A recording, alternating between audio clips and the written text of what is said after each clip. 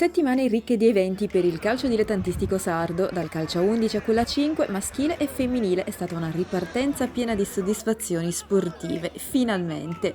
Così l'attesa finale di Coppa Italia dell'eccellenza regionale ha visto il trionfo dell'Ossese per 2-0 sul Castianes. Le reti di Chelo all'11° del primo tempo e di Sabino al 32° del secondo tempo hanno permesso alla squadra sassarese di alzare per la prima volta nella storia il trofeo regionale, consegnato dalle mani del presidente Gianni Cadoni al centro federale Tino Carta di Sarro di Auristano, davanti a 300 spettatori. Abbiamo fatto un bel percorso per arrivare sino a qua e oggi, seppur non avendo fatto una partita come volevamo di spettacolo, di gioco, comunque abbiamo portato a casa il risultato, era quello che contava oggi. Sì, un'emozione grandissima, è la prima volta che conquistiamo una Coppa Italia.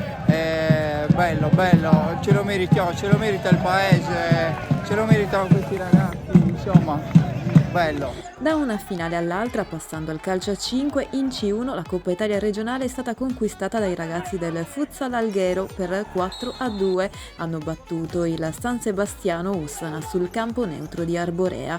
Il trofeo torna nella città catalana dopo ben 17 anni. È una bellissima soddisfazione perché abbiamo battuto una grandissima squadra. Loro sono veramente forti, abbiamo sofferto, abbiamo difeso benissimo fino alla fine, i ragazzi l'hanno voluta fortemente questa Coppa e sono veramente felice per loro perché se la sono meritata. Siamo dal 30 di agosto che lavoriamo duro e questa è la giusta ricompensa, se lo meritano.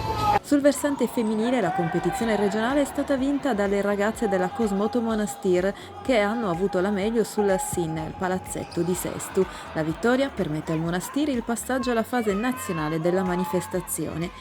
Ho iniziato a giocare col Monastir poco prima, la prima stagione pre-Covid. Eravamo ferme 2 anni, volevamo giocare, abbiamo iniziato il campionato abbiamo iniziato sperando di fare subito il campionato, invece è arrivata prima la Coppa Italia. C'è stato un altro stop, è stata rinviata per 2 settimane, quindi l'abbiamo aspettata, ci siamo allenate bene e volevamo portarcela a casa. Eravamo un po' in ansia, comunque si vede perché abbiamo iniziato in modo frettoloso, comunque agitate, poi ci siamo un po' riprese, la palla non entrava, alla fine ci siamo riusciti.